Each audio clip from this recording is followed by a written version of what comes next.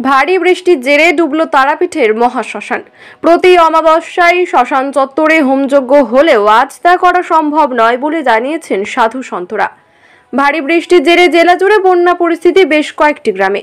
এছাড়াও বিভিন্ন নদীর জলস্তর বেড়ে যাওয়ায় বহু ব্রিজ এখন জলের তলায়। ভেঙেছে একের পর এক ফেরিঘাট। এমনকি কোপাই নদীর জলস্তর বেড়ে কঙ্কালীতলা মন্দির চত্বর জলমগ্ন হয়ে যাওয়ায় শুক্রবারই কঙ্কালীতলা মন্দিরে বন্ধ করা হয়েছিল পুণ্যার্থীদের প্রবেশ। জলে ডুবে বোলপুর রেল স্টেশনের একাংশ। এরই মধ্যে দ্বারকা নদীর জলস্তর বেড়ে যাওয়ায় এবার ডুবল তারাপীঠের মহাশ্মশান। প্রতি অমাবস্যায় এই তারাপীঠ মহাশ্মশানে চত্বরে হোমযজ্ঞ হয়, কিন্তু আজ অমাবস্যা তিথি থাকলেও এই পরিস্থিতিতে যজ্ঞ করা সম্ভব নয় বলে জানিয়েছেন সাধু সন্তরা। শ্মশান চত্বরে বন্যা পরিস্থিতির কারণে ডুবছে সাধু সন্তদের বসার ছাউনি। এমনকি সাধুদের বসবাসের জন্য যে ঘরগুলি করে দেওয়া হয়েছিল তার সিঁড়ি পর্যন্ত উঠেছে জল।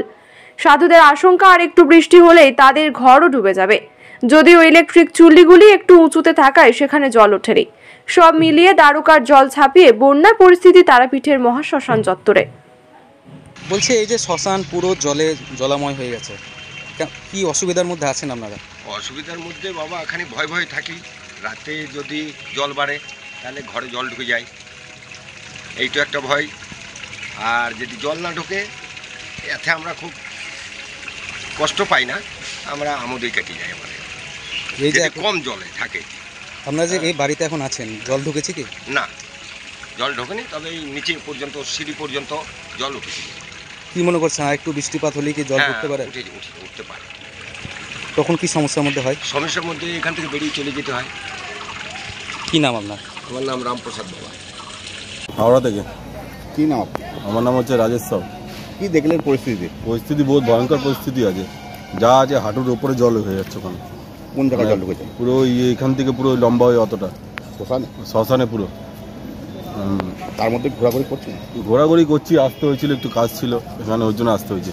যা নদীর টান জল হু করে বাড়ছে, বাজারেও ডুবে গেছে। কত আতঙ্কের মধ্যে রয়েছে মানুষে। এমনিতেই আতঙ্ক বলতে ওদিকে যা যেটুকুনি হচ্ছে এইটা কি মানুষ আসতে পারছে না। এটা গোটা শ্মশানই ডুবে গেছে। গোটা শ্মশান বলতে কি ওদিকে খালি একটুখানি বাকি আছে, ওই ইলেকট্রিকের যে চুল্লিগুলো আছে ওদিকটা যা বাকি আছে, আর বাজারের ওদিকে সব গেছে।